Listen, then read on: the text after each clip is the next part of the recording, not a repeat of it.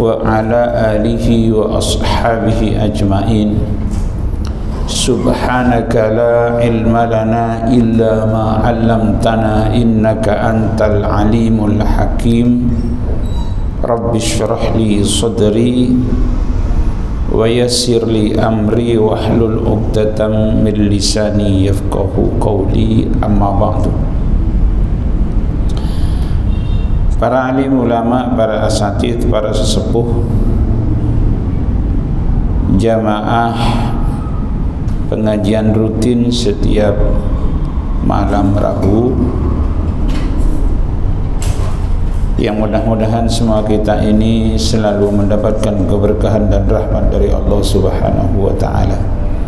Salawat teriring salam kita haturkan kehadiran Rasulullah sallallahu alaihi wasallam.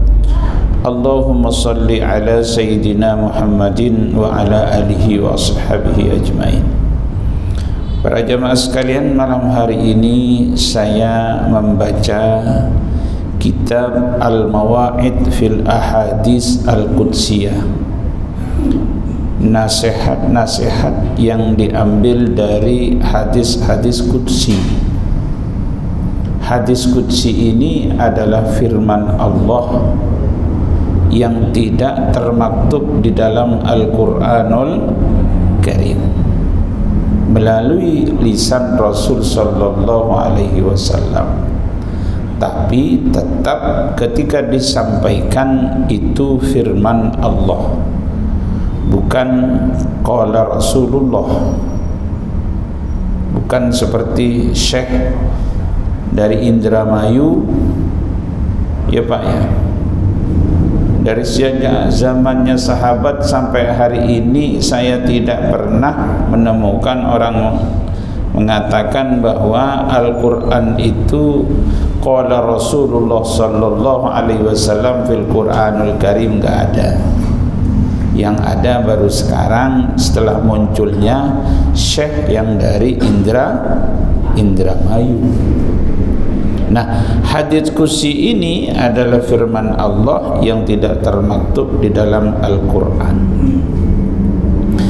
Yang saya ingin sampaikan pada malam hari ini adalah di dalam kitab yang ditulis oleh Al-Imam Hujjatul Islam Abi Hamid Muhammad Al-Ghazali.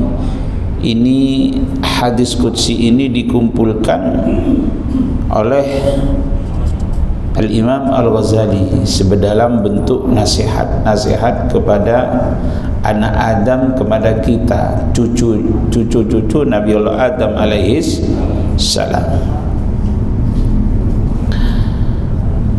Yang saya baca adalah Al-Mau'idatus Salisatuh, adalah nasihat yang ketiga yang diambil oleh Al-Imam Al-Ghazali dari hadis qudsi. Yaqulullahu ta'ala, Allah Subhanahu wa ta'ala berfirman, ya bani Adam iqna tastaghni. Ya bani Adam, wahai anak keturunan atau manusia, anak keturunan cucu Adam, ya kita manusia semuanya. Iqna tastaghni, nerimalah engkau dengan pemberian dari Allah Subhanahu wa ta'ala. Qanaahlah engkau dengan apa yang diberikan oleh Allah Subhanahu wa ta'ala, niscaya engkau akan merasa kaya. Jadi ukuran kaya di dalam agama ini bukan materi, ya Pak ya. Jadi ukuran kaya ini bukan jumlahnya tabungan di bank sekian miliar.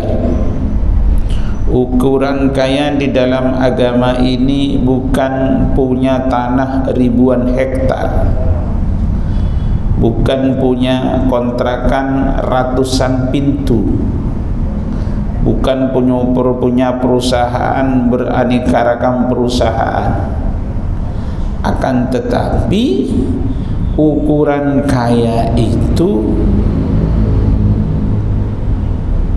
puas nggak dengan apa yang diberikan itu, mensyukuri nggak dengan apa yang diberikan oleh Allah Subhanahu wa ta'ala, merasa cukup. Ini yang susah. Makanya kata Rasul sallallahu alaihi wasallam, laisal ghina an kathratil aradi walakinnal ghina ghinan nafsi. Bukanlah orang yang kaya itu orang yang banyak kekayaannya, asetnya,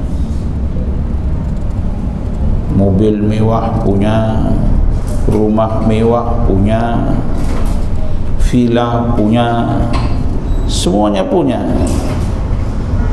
Tapi orang yang kaya itu adalah orang yang jiwanya ghinan nafsi, kaya jiwa.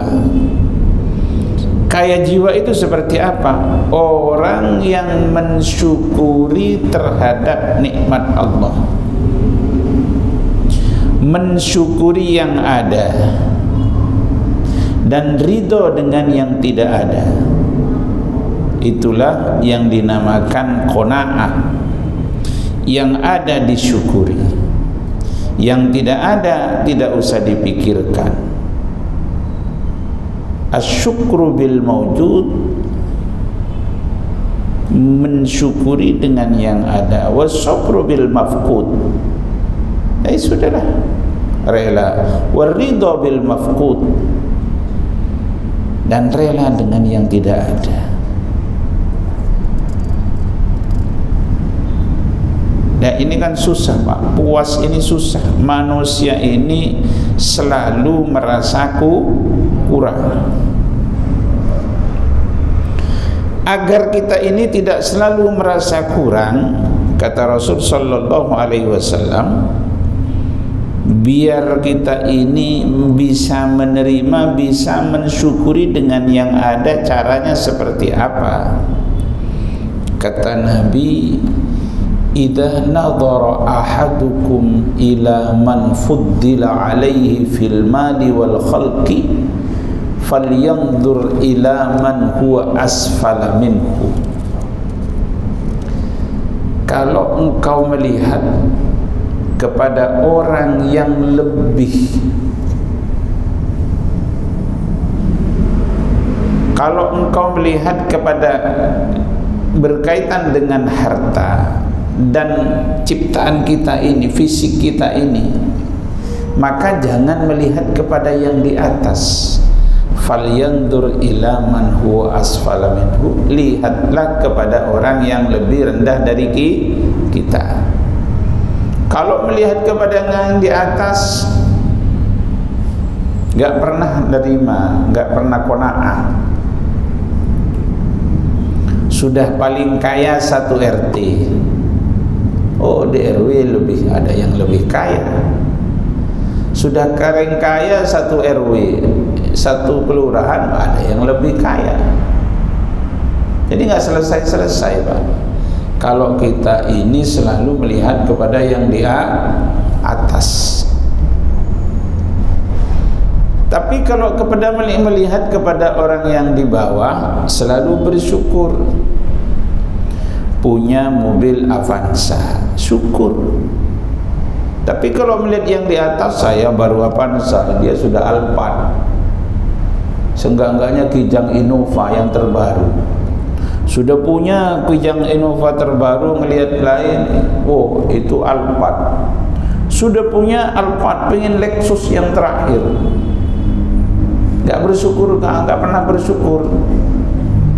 Tapi kalau dia punya Innova sederhana, ngelihat alhamdulillah saya nggak kehujanan, masih ada orang masih pakai motor, kalau hujan harus pakai jas hujan kehujanan.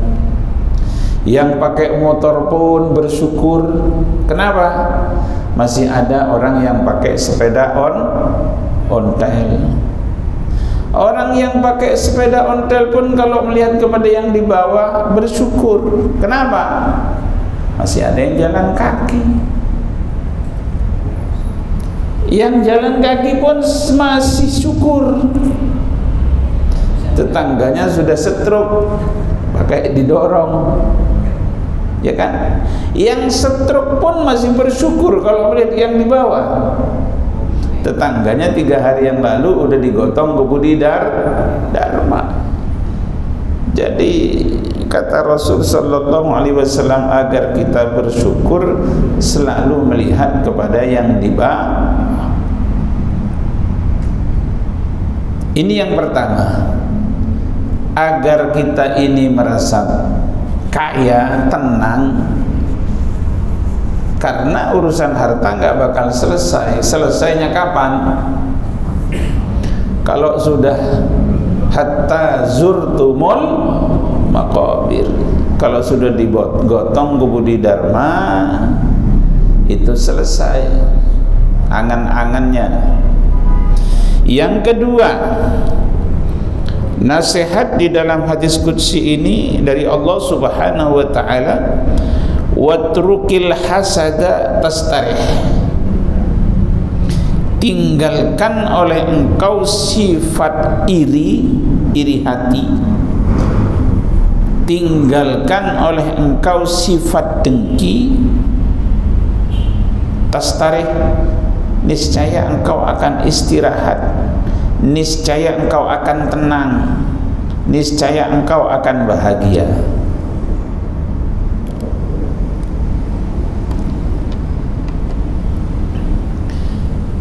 Hasad itu apa, Pak?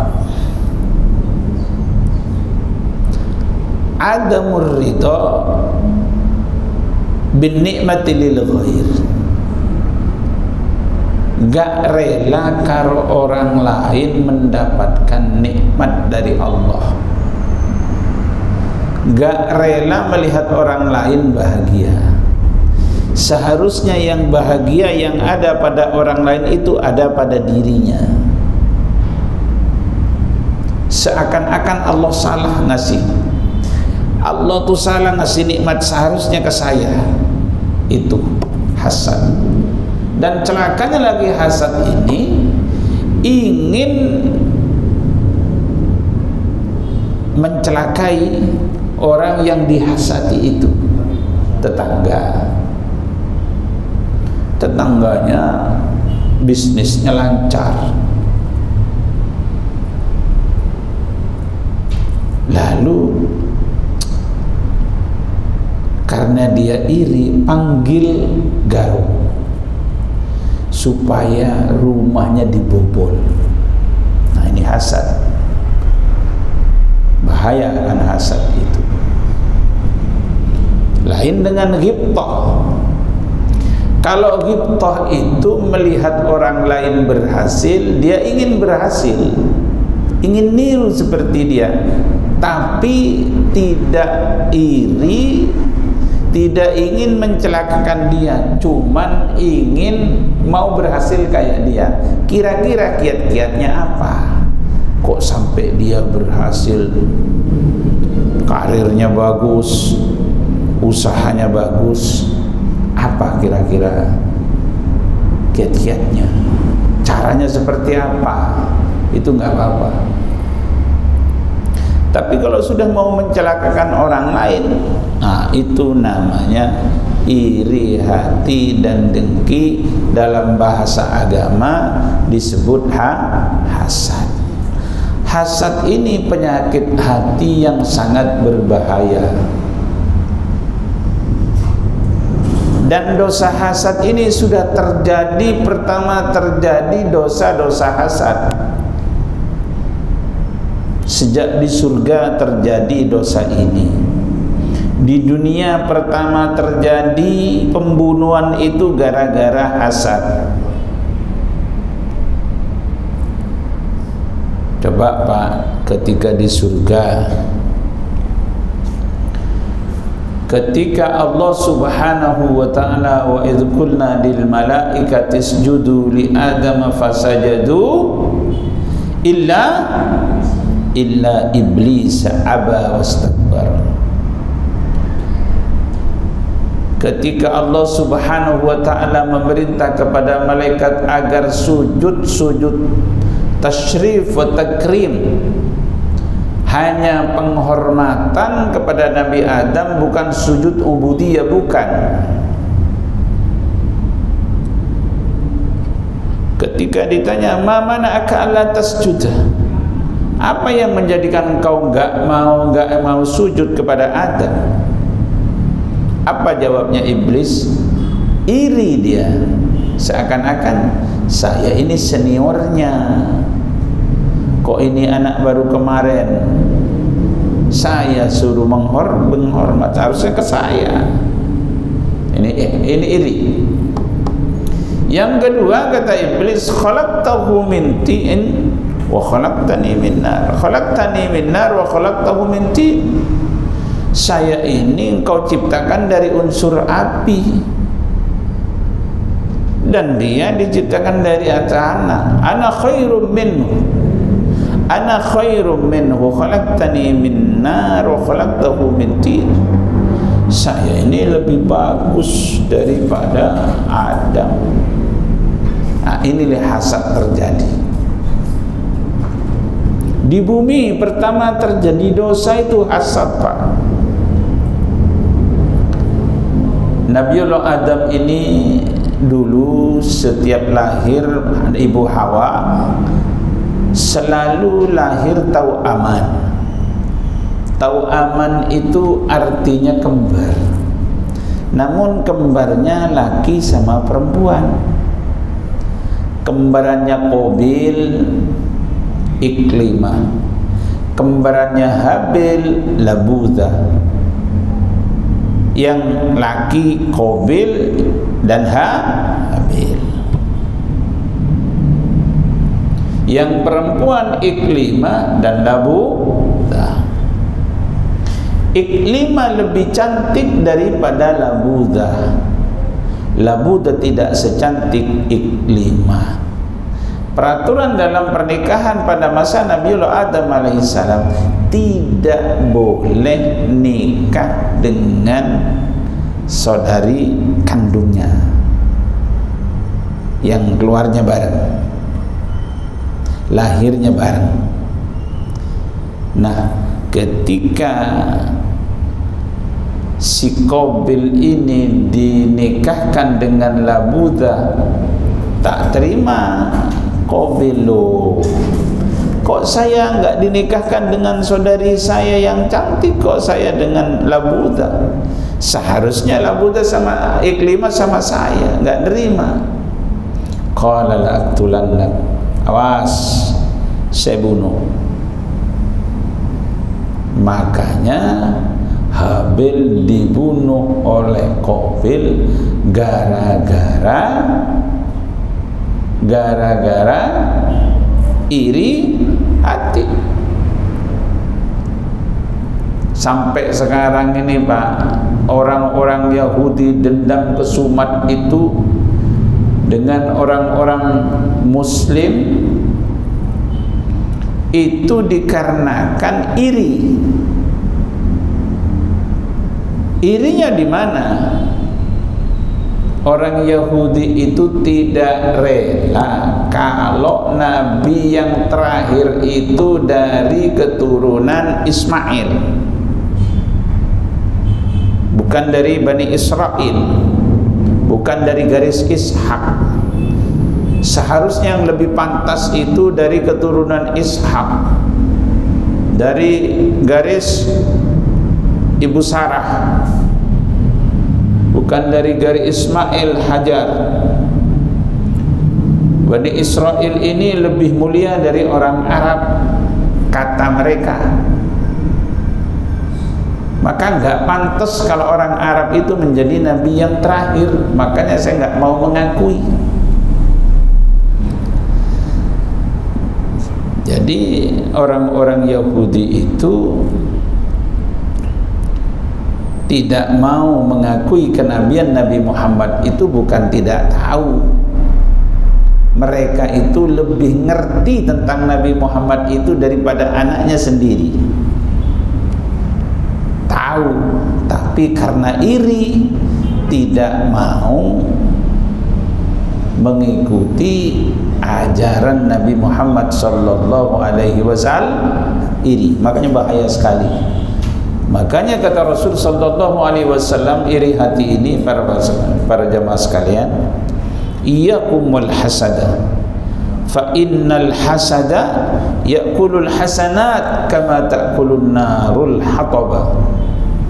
Jauhilah oleh engkau sifat iri hati dengki, karena iri hati dan dengki ini akan menghabiskan pahala kita.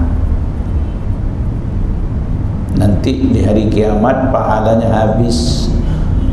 Seperti apa dihabiskannya pahala ini? Kalau di dalam hati ini ada sifat hasad, kama ta'kulun naru al-hataba, seperti api membakar kayu bakar.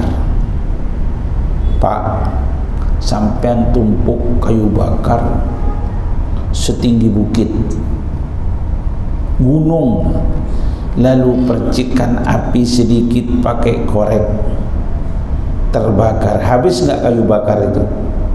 Ludes nggak? Ludes. Bahaya api. Makanya kita pahala sholat, pahala zakat, pahala amal banyak, amal ibadah, tapi di dalam hatinya sifat iri gak pernah hilang. Gak boleh ngelihat orang senang.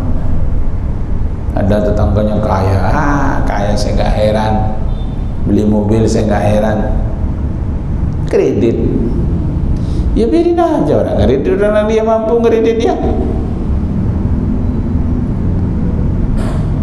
Saya gak heran, biar dia kaya mah, dia tiap tahun ke Gunung Kawi piara tuyul. Lihat aja kalau jalan begini tuh pagi-pagi. Orang kalau sudah iri, begitu. Ini bahayanya iri hati ini, para jemaah sekalian, menghabis pahala kita. Nanti menjadi orang yang kecewa. Mana pahala saya? Mana pahala saya di hadapan Allah? Habis, hangus. Karena kau dulu di dunia selalu dengki, selalu iri hati. Dan iri hati ini Pak gampang terjadi kalau satu profesi. Coba di pasar buler itu, iri hati itu pedagang baju sama pedagang baju. Coba toko, gini ngelihat toko sebelah, jam 10 udah bungkus 10, orang berjubel beli, tokonya dia nggak ada yang beli. Aduh, kok saya nggak ada yang beli punya saya. Jangan-jangan nanti toko saya ini ditaburi tanah kuburan. Kalau gitu saya nanti malam kubur di Dharma dan ambil tanah kuburan. Ini tidak ambil tanah kuburan juga. Inilah kalau orang iri. Biasanya satu profesi, pegawai di satu instansi, ya sama-sama pegawainya. Pedagang besi sama pedagang besinya. Ustadz sama ustadz. Oh, lebih parah kadang-kadang Pak. Ustadz sama ustadz kalau sudah iri, kenapa dia kok diundang terus? Oh, saya nggak pernah diundang. Saya dong undang. Lah, orang yang undang. Iya. Nah, inilah sifat iri hati, hasad. Jauhilah iri hati, tastarih, tenang. Makanya orang nggak pernah merasakan hidup bahagia itu kalau sudah mempunyai sifat iri hati, karena ngurusin orang lain, nggak pernah ngurusin dirinya sendiri. Ini yang kedua. Yang ketiga, wajatani bil haram takhlus dinuka, jauhilah oleh engkau barang haram, suci akan bersih agamamu. Ukuran agama bersih itu jauh dari haram, terutama yang kita konsumsi, yang kita makan. Jangan sampai masuk ke dalam tubuh kita ini barang haram. Haram itu ada dua. Haram zatnya memang haram, ada barang haram karena cara mendapatkannya dengan cara haram, maka barang yang enggak haram menjadi haram. Kalau yang jelas haram itu daging babi, khinzir, haram. Marus, darah, haram. Khomer, haram. Apa lagi? Iya, anjing, haram. Yang sudah memang nas diharamkan oleh agama. Yang kedua, ini yang paling banyak, halal, tapi cara mendapatkannya air ini halal, tapi dapat nyuri, haram nggak jadinya? Haram. Nah, ini yang banyak. Nggak bisa, Pak. Ada istilah money laundering itu nggak ada. Pencucian uang, uang dapat korupsi bisa jadi uang halal, nggak bisa. Iya, ada istilah, cuman itu money laundering itu artinya pencucian uang, artinya uang dicuci bukan uangnya dicuci. Yang tadinya uang bermasalah jadi nggak bermasalah. Yang seharusnya ditangkap oleh KPK nggak ditangkap oleh KPK dengan segala macam siasat mereka. Nggak ada. Kalau agama ya sudah haram. Ke air comberan mau diapain, mau dibuat diminum buat wudhu tetap nggak boleh. Makanya kita ini jauh dari haram, maka bersih agama kita. Ukuran bersih agama itu menjauhi yang haram. Ya, bukan hanya makanan saja. Jauhilah dari perkataan yang haram, jauhilah dari perbuatan yang haram, jauhilah dari penglihatan yang haram, semua. Maka agama kita menjadi bersih. Lebih berat mana, Pak? Menjauhi yang haram dengan melakukan ketaatan.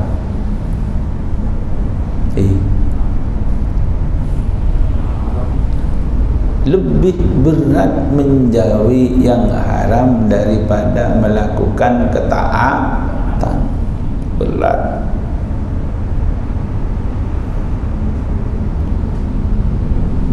Makanya al-amru bil ma'ruf itu lebih gampang daripada an-nahyu 'anil munkar. Kalau melarang yang haram itu susah. Melarang kemungkaran, mencegah kemungkaran itu berat. Kalau amar bil ma'ruf gampang, kayak saya sekarang ini ngaji, baca kitab, didengerin bapak-bapak, ini begini, yang baik begini, itu enak, nggak berisiko. Pulangnya dikasih amplop. Coba nahyu anil munkar. Ahyu anil munkar, melarang seorang preman umpamanya, berisiko di hadang di tengah jalan. Ngomong apa kamu tadi? Nyinggung saya kamu, ya kan? Belum kalau dengan aparat pemerintah, mereka kesinggung, ditangkap, dipenjara. Bukan hanya itu, kayak Nabiullah Ibrahim alaihissalam, bukan hanya ditangkap, dibakar. Itu risikonya an-nahyu anil munkar, lebih berat. Menjauhi yang haram itu lebih berat, menjauhi dosa, menghindari dosa itu lebih berat dari melakukan ketaatan. Yang keempat, wa man tarakal ghibata zaharat lahu mahabbati. Kata Allah, wa man tarakal ghibata, barang siapa yang meninggalkan ghibah, zaharat, maka nampak, lahu, bagi orang yang meninggalkan ghibah, mahabbati, kecintaanku, kasih sayangku, kecintaanku nampak. Apa itu ghibah, Pak? Ghibah itu dzikruka akhaka bima yakrah, menyebut saudaramu orang lain yang kalau saudaramu itu mendengar marah dia.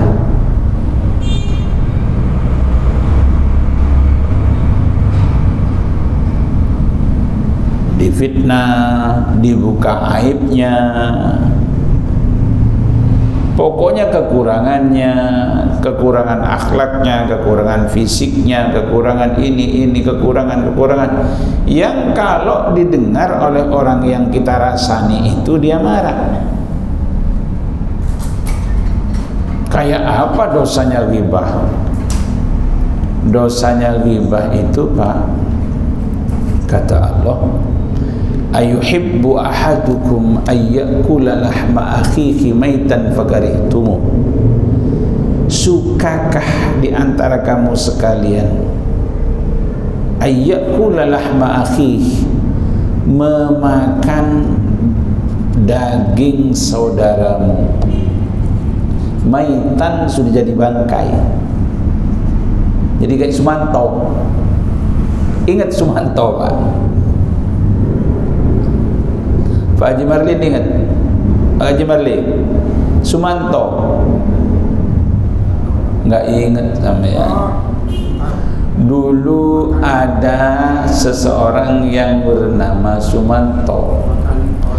Sumanto itu kalau ada kuburan baru seneng, karena malam-malam digali oleh Sumanto, daging badannya mayit itu direbus, dimasak sama Sumanto dan dimakan. Nah, kayak gitu. Makan daging babi aja sudah haram, ya, apalagi makan daging bangkainya orang. Itulah ghibah dosanya. Tapi kadang-kadang kan kita sekarang ini, apalagi nanti ke depan ini, tahun-tahun politik ini, saling nyebut kekurangan orang. Ya, calon ini kekurangannya ini, calon ini kekurangannya ini, calon ini kekurangan ini.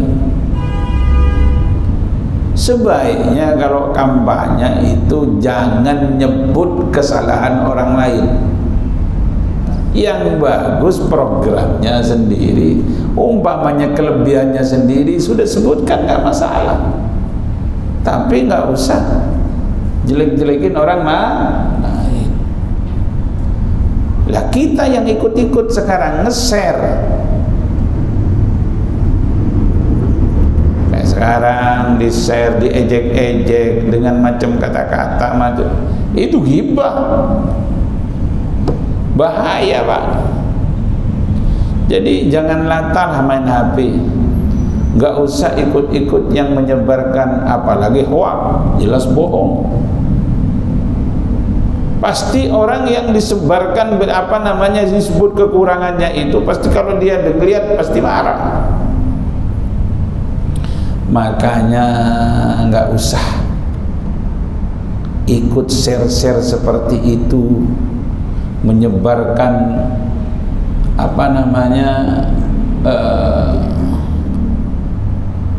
apa ya, orang lain yang sedang dibuli, orang lain yang sedang diejek, orang lain yang sedang direndahkan martabatnya, kita sebar. Sama, itu juga ghibah.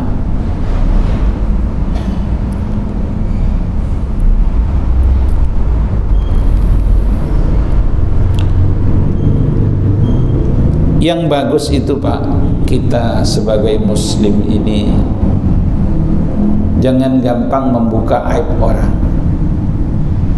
Aib orang itu ditutupi. Man satara musliman satarallahu anhu yaumal qiyamah. Barang siapa yang biasa menutupi aibnya orang lain, nanti aib kita itu oleh Allah Subhanahu wa ta'ala di hari kiamat ditutup. Dosa kita itu gak diperlihatkan kepada malaikat pencatat amal, hapus. Karena dulu di dunia gak suka buka aibnya orang lain. Dia kalau ada orang ngajak untuk ngomong ghibah, menghindar, mengalihkan kepada pembicaraan lain. Kan ada kadang-kadang, kamu tahu nggak? Nggak tahu, ketinggalan. Itu anaknya itu sudah begini. Udah 8 tahun, 8 bulan sudah. Aibnya orang, ghibah, nggak usah. Ini ibu-ibu kadang-kadang ada orang temannya pakai gelang keroncong segini Bang, diperlihatkan, pamerin melulu. Kata ibu yang lain, gak usah heran, saya tahu itu gelang yang dipakai itu, saya tahu tempat belinya. Belinya dilontar di bawah tangga. Itu bukan emas tahu, itu tembaga semua. Iya, nggak usah buka aibnya orang lain. Orang mau pakai besi, mau pakai tembaga, biarin aja, tutupin, ya kan? Ada orang lain rambutnya disemir, itu rambutnya disemir bukan asli. Nggak usah Pak kalau disebut itu, nggak usah.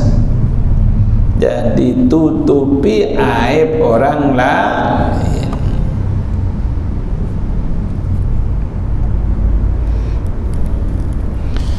Lanjutkan. Wa man qalla kalamuhu kamula aqluhu, kata Allah. Wa man qalla kalamuhu kamula aqluhu, dan barang siapa yang sedikit bicara, kamula aqluhu, dia sempurna akalnya. Jadi orang sempurna akalnya ternyata orang yang tak banyak bicara, tapi bukan bisu. Kalau bisu memang nggak bisa bicara. Ya, mang orang tuh pengen nggak ribut sama orang bisu aja. Suami istri pengen nggak ribut melulu, bisu, yang laki bisu, perempuan bisu. Ya, aman. Atau nggak ribut, yang laki buta, yang perempuan bisu. Gimana? Yang buta ngomong, yang bisu gak denger. Yang bisu ngasih bahasa isyarat, yang buta gak lihat. Aman gak ramai? Jadi para jamaah sekalian, tanda seseorang itu akalnya sempurna, tidak banyak bicara. Kan banyak orang kadang-kadang setiap bicara apa saja, kayaknya nguasai. nyambung. Bicara politik, bicara ekonomi, bicara miara burung, bicara dia soal burung, bicara tentang batu mulia, bicara tentang batu mulia. Enggak bagus begitu. Kalau berbicara selalu mendominasi, orang lain enggak kasih kesempatan bicara, enggak mau dengerin orang lain, hanya dia yang harus didengerin. Man kasura kalamuhu kasura khoto'uhu. Orang yang banyak bicara pasti banyak salahnya. Ini repotnya saya ini yang bicara dulu dari tadi. Banyak salahnya. Dan akan ketahuan orang yang banyak bicara itu kekurangannya, kelemahannya. Orangnya akan terbatas, Pak Haji Marli saja kalau berbicara di depan saya, bicara tentang batu mulia, udah kelihatan. Dia cuma pengetahuannya nggak berseberapa, nggak ngerti batu mulia. Orang akan ketahuan oleh orang yang ahli. Bicara politik, nggak ngerti politik, sama orang yang ahli, alah apa itu? Ya kan? Bicara ilmu tafsir, nggak ngerti tafsir, tapi kayak orang, kata orang yang ahli tafsir, apa? Ini sekarang musim yang begitu itu. Bagaimana enggak dengan kemajuan teknologi ini? Bikin video sendiri, ceramah sendiri, diedit sendiri, di-share sendiri. Sedikit-sedikit bicara ini, bicara, padahal bukan ahlinya. Dan lucunya lagi, banyak yang dengerin, banyak yang ikuti. Masa ada yang kiai ngomong, kalau Rocky Gerung itu Rasulullah, utusan Allah. Ya, saya mimpi ketika saya berzikir, menyebut zikir saya yang kesekian, turun ilham ke saya, kalau Rocky Gerung itu adalah utusan Allah. Bagaimana? Jadi era sekarang ini, para jamaah sekalian,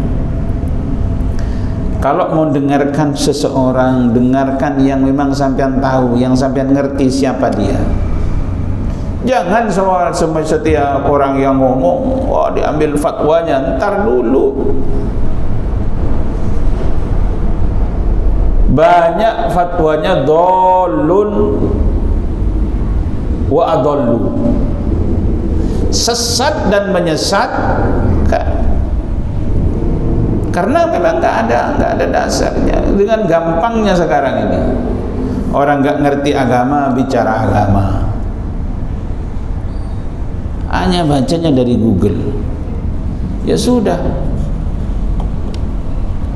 Sesat dan menyesatkan. Oke lah, silahkan teknologi ini pakai, baca, dengarkan yang jelas-jelas, benar-benar alim dan kita kenal. Tapi kalau masih abu-abu, jangan. Insya ya. Saya kira ini yang saya sampaikan, para jamaah sekalian. Masih ada beberapa poin yang belum saya sampaikan. Insya Allah nanti saya akan sampaikan pada pertemuan yang akan datang. Al-Fatihah. A'udzu billahi minasyaitonir rajim. Bismillahirrahmanirrahim. Alhamdulillahi rabbil alamin, arrahmanir rahim, maliki yaumiddin. Iyyaka na'budu wa iyyaka nasta'in. Ihdinas siratal mustaqim, siratal ladzina an'amta 'alaihim ghairil maghdubi 'alaihim waladdallin. Assalamualaikum warahmatullahi wabarakatuh.